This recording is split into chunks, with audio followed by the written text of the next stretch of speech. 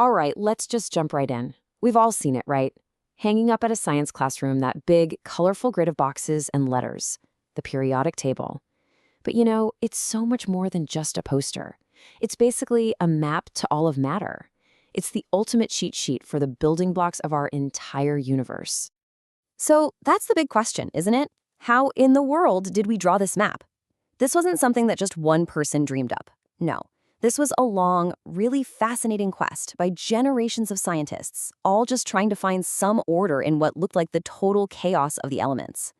It's a story full of stumbles, incredible breakthroughs, and moments of pure genius.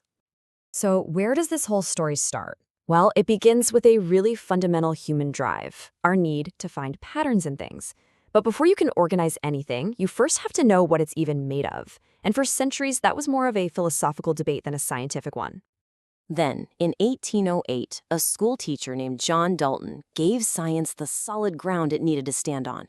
He came up with this idea that all matter is made of atoms. And here's the crucial part, that the atoms of each element have their own unique mass. And that was the game changer. All of a sudden, elements weren't just these abstract ideas anymore. They were real, distinct things with a specific, measurable property you could actually use to sort them. So once Dalton's theory was out there, the race was on. Scientists now had this growing list of elements and their atomic masses, and they were all scrambling to find a system, some kind of hidden logic that connected everything. The first tries were pretty simple, like Lavoisier just splitting them into two big buckets. You've got metals and you've got nonmetals. Easy enough. But pretty soon, chemists like Dobie Reiner started noticing these much more intricate patterns, little families of three, which he called triads, where a really curious mathematical relationship was hiding in plain sight. And get this, the pattern he found was just fascinating. Take this triad right here, lithium, sodium, and potassium. Now, chemically, they're like siblings. They act very similarly. He realized if you take the atomic mass of the lightest one, lithium, and the heaviest one, potassium, and you average them, you get 23. That is the exact mass of sodium, the one sitting right in the middle. I mean, come on, that couldn't be a coincidence. It was a huge clue that some kind of deeper order was at play.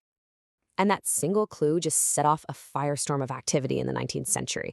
Once a chemist named Cannizzaro really nailed down the measurements for atomic masses, things just took off. You had multiple scientists, guys like Newlands and Lothar Meyer, all closing in on the answer at roughly the same time. It was one of the great scientific puzzles of the era. John Newlands had this particularly elegant idea. He suggested that if you line up the elements by mass, their properties repeat every 8 elements, just like the notes in a musical octave. C, D, E, F, G, A, B. Then the next C sounds similar. It's a beautiful analogy, right? But it had a big problem. It was just too rigid. It didn't leave any wiggle room for elements that hadn't even been discovered yet. Okay, so this is where our main character enters the scene. A Russian chemist named Dmitry Mendeleev was about to take a totally different and frankly much bolder approach that would end up changing chemistry forever. This was the challenge he was facing, 63 known elements. The story goes he literally wrote each one on a card with its properties, and then he spent hours just arranging them, almost like he was playing this high-stakes game of chemical solitaire, just searching for the ultimate pattern. And he found it. This one simple statement became his periodic law. What does that really mean? Well, it's the core idea that the properties of elements don't just change randomly.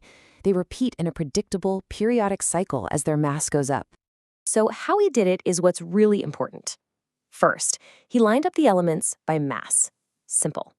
Second, whenever he saw a property repeat, he'd start a new row so that similar elements would stack up in neat columns.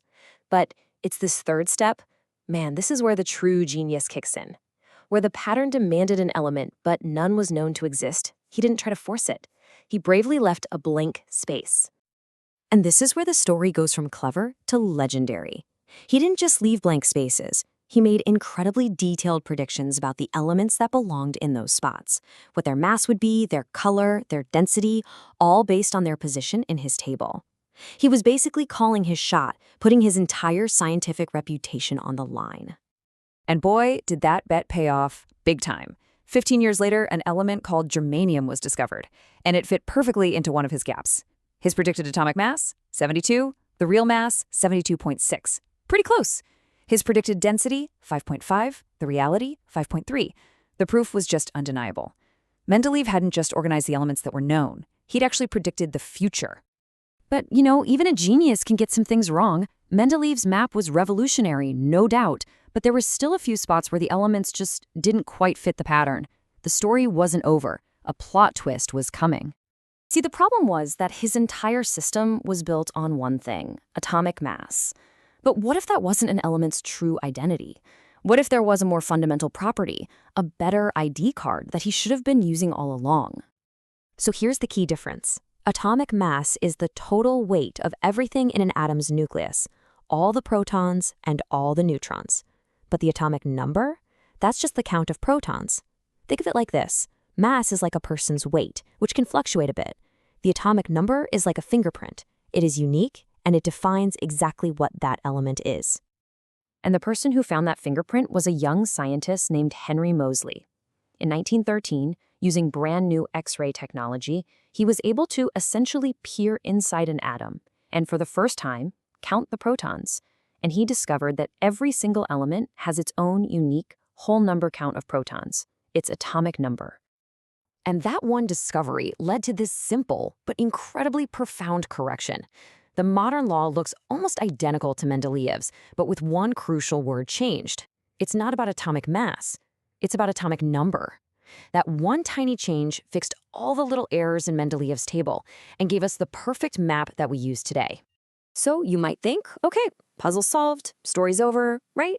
Not quite. The amazing thing about this map is that it's a living document. It's not finished. We are still adding to it and learning its secrets.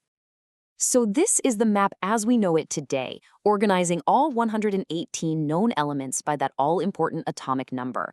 The structure is just elegant. Elements in the same vertical column, what we call a group, act like a chemical family, sharing similar properties and personalities. And this map even had room for some big surprises.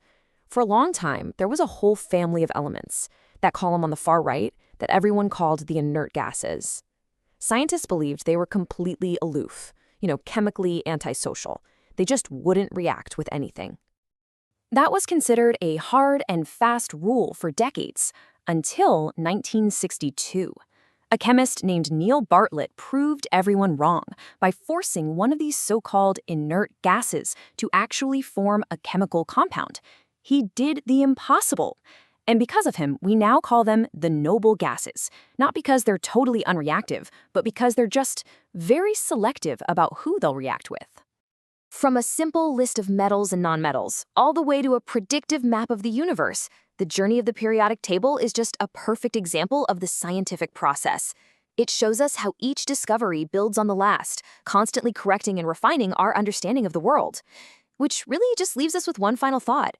With so much already mapped out, what incredible new discoveries are still waiting for us, just beyond the edge of our current chart?